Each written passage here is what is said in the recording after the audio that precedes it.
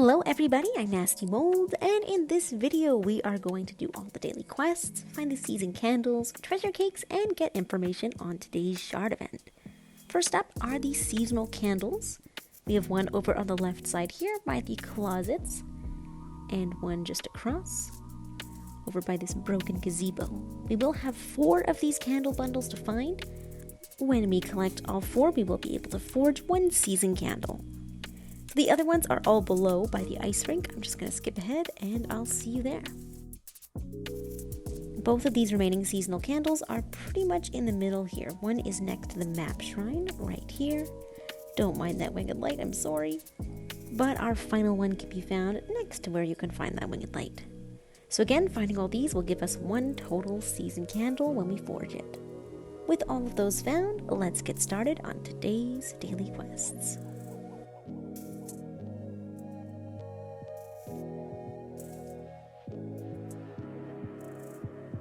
To forge a candle, all we have to do is tap one of the candles in the top left corner if we have enough wax to actually forge one.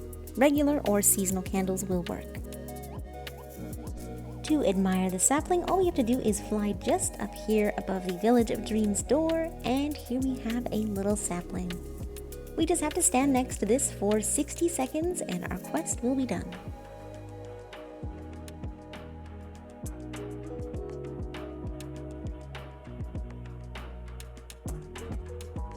To catch the light in the Valley of Triumph, all we have to do is find this light that is flying around the ice rink area. It's pretty easy to catch when you're first flying down. That's what I'd recommend doing, but you can always just fly up like I did. Today's spirit to relive is the Twirling Champion, and it is a pretty easy one. All we have to do is go down to the ice rink, and you can find them hanging on the far left side. We just have to fly into their memories. You're going to want to make sure you have a bit of flight because you actually do have to fly up. Mew.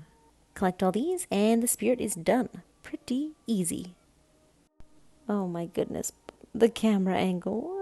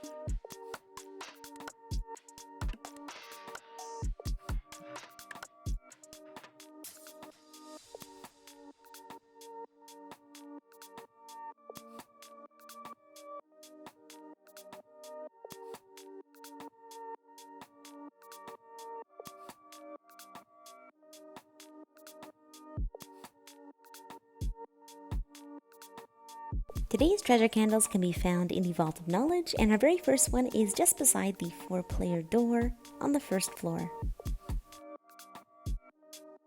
Our second one can be found next to the 4-player door on the second floor.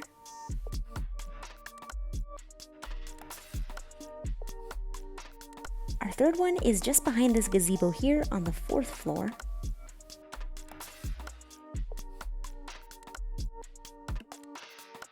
And our final one can be found just to the left of the summit.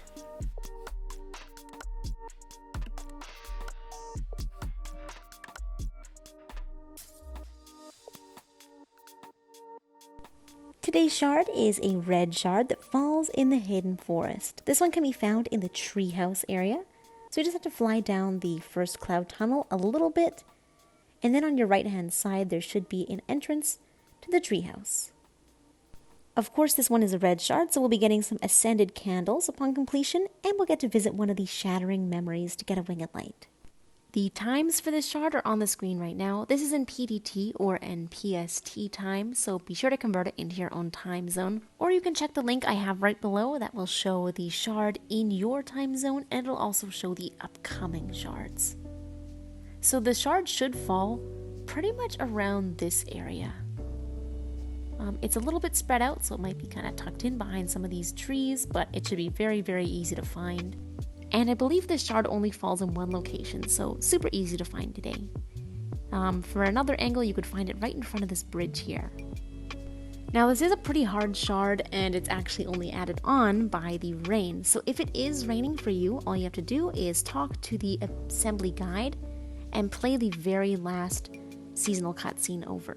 Once you play that final cutscene, the rain will disappear in this area, which makes it quite a bit easier. Alright, and I do have footage of today's shard. I did do this one with some friends, so it was much easier. I highly recommend bringing some items to charge you just in case of emergency, although there are jellyfish and things in this area you can charge from if you've done the assembly quests. Otherwise, definitely use some of the shared memory spells that might be littered in this area. They can help quite a bit because there are a ton of these shard crabs, and with the floating shards it's a little bit difficult. This is definitely a high intensity shard, and with all these crabs, it can be quite a challenge.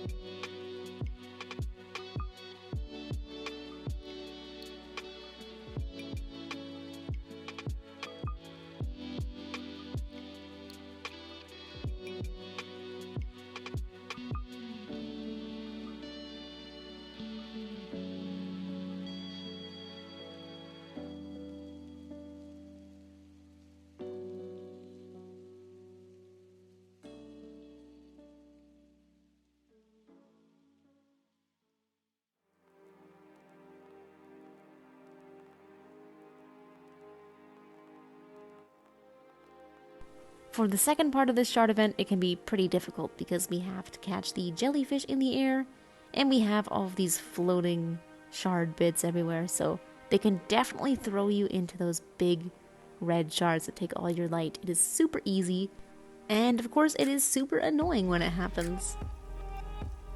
Thankfully I had my buddies with me. It was quite a fast shard event for me.